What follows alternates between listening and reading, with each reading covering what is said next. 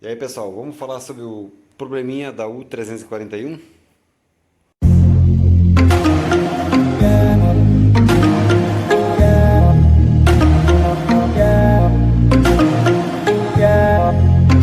Olha, galera, uma explicação aqui pelo que acontece geralmente numa transmissão U341, quando a gente desmonta ela, é sempre achar geralmente o freio de segunda e quarta aqui totalmente destruído, né, que nem tá esse aqui, ó, né, que é o freio B1, né? E também a tampa com desgaste acentuado e o próprio tambor, tá? Aqui assim, o tambor, ele vai sofrer esse desgaste ali de abrir valeta, onde vai o anel de polímero ali dentro, é por causa do óleo que não foi trocado, ou seja, não é o anel que fez o desgaste do tambor, e sim aquele filme de óleo que fica entre o tambor e o anel, certo? Então ele acaba destruindo a peça por falta de uma boa lubrificação. Então ele traz partícula de metal e vai danificando o eixo.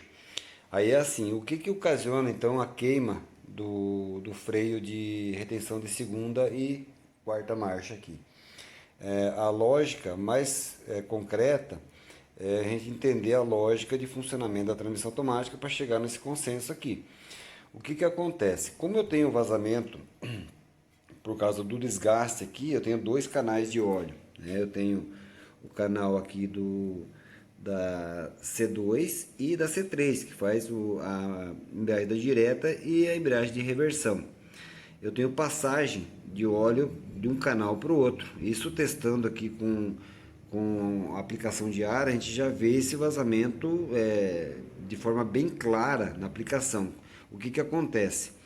Como eu tenho o gerenciamento do corpo de válvula, ele vai funcionar um pouco diferente do que ocorre aqui. Aqui você vai aplicar no furo de uma embreagem e vai vazar pelo outro, certo? E vice-versa, você aplica aqui e vaza lá. Isso não pode ocorrer, porque se ocorrer isso durante o funcionamento da transmissão automática, eu vou ter o que? Pressão de óleo entrando aqui, porém o corpo de válvula vai estar gerenciando esse furo aqui, obstruindo ele por uma válvula de gaveta lá dentro do corpo de válvula. Então o que que vai acontecer aqui? Eu vou ter duas embreagens sendo aplicadas no mesmo instante.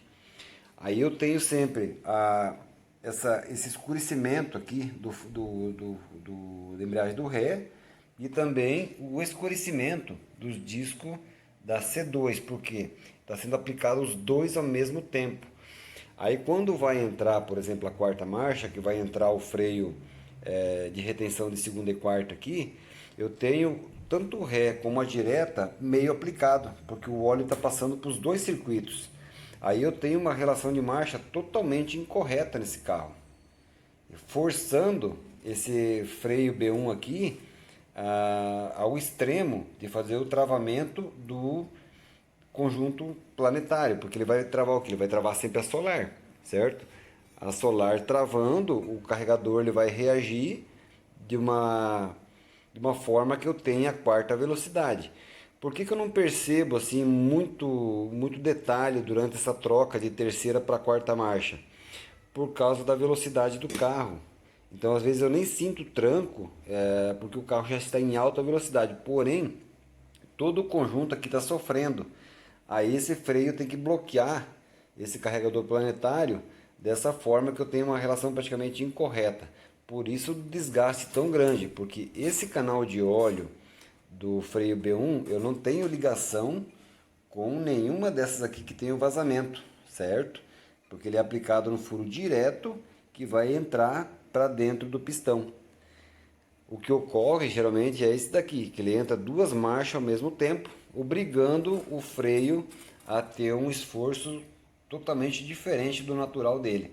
Então toda vez que você abrir e ver que o freio B1 estourou desse jeito aqui, você pode ir direto no tambor aqui atrás, você vai ver que ele tem desgaste muito elevado e no teste de aplicação das embreagens aqui você vai ver que está passando de um canal para o outro aqui, ó, certo? Porém, como eu falei antes, no gerenciamento do módulo, isso aqui vai estar todo cheio de óleo e independente dele travar ou não esse buraco, eu vou ter uma restrição sempre para esse óleo ter uma fluidez nesse circuito.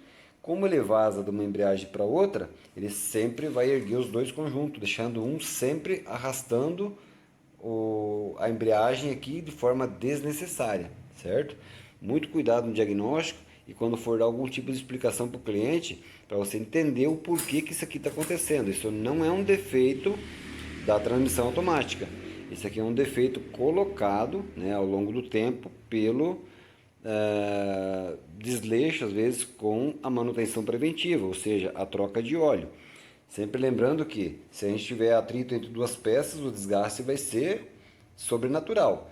O que ocorre é que o filme de óleo que fica aqui no meio já não tem mais aquela função de lubrificar, tendo em vista o alto índice de contaminante que já tem no óleo. Então ele acaba desgastando as peças de forma mais acelerada.